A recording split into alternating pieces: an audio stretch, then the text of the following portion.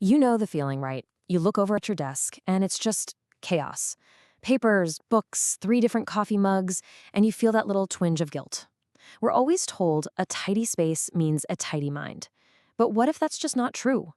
What if that mess isn't a sign you're failing, but a sign that your brain is firing on all cylinders? I mean, does this hit a little too close to home for you? You're knocking it out of the park, your work is sharp, it's creative, it's flawless, but your desk looks like a Category 5 hurricane just blew through. It feels like this huge contradiction, right?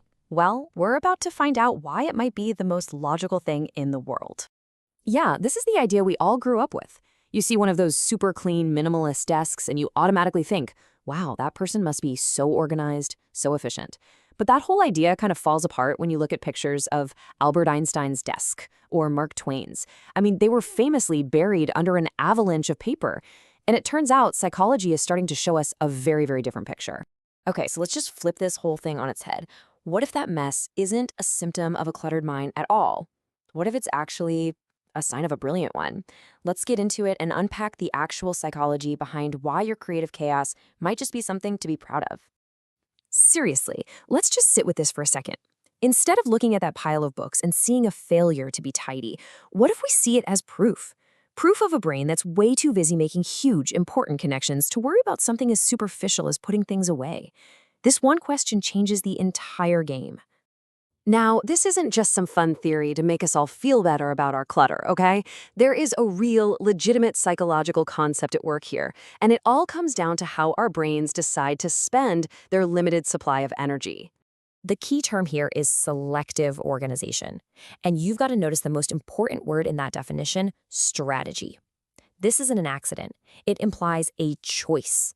Your brain is strategically deciding that solving that complex problem or coming up with a breakthrough idea is a much better use of its horsepower than, color coding your files.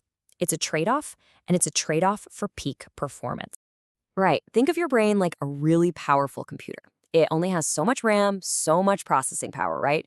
Real mental efficiency is about making sure you're running the most important programs at full blast. And that means all those little low-priority background apps, like tidying up your desk.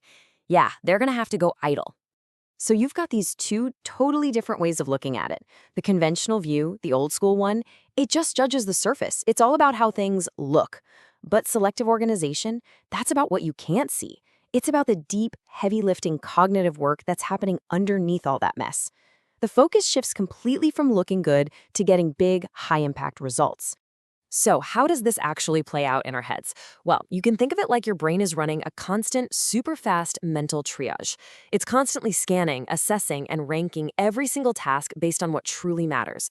And the process is simple, kind of ruthless, but unbelievably effective. First, your brain spots what's actually important, the big project, the creative breakthrough, whatever. Then, boom, it sends all available brain power in that direction. And finally, everything else, and I mean everything else, from sorting your mail to wiping down the monitor, gets shoved way, way down to the bottom of the list. And this is so, so crucial to understand.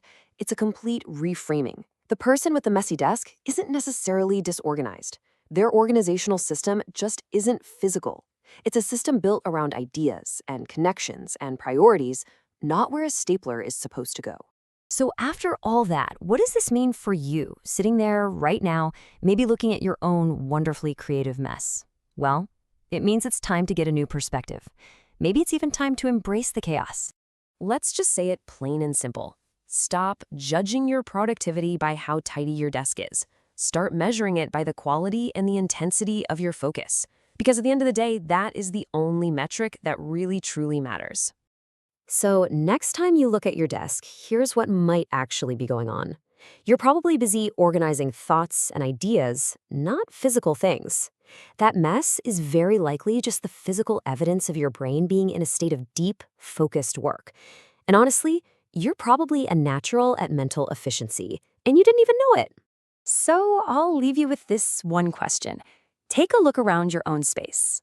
That pile of papers over there, that stack of books, what important, high-impact, incredible work do they represent? What wonderful mess are you allowing in your life because you are way too busy focusing on what truly and deeply matters?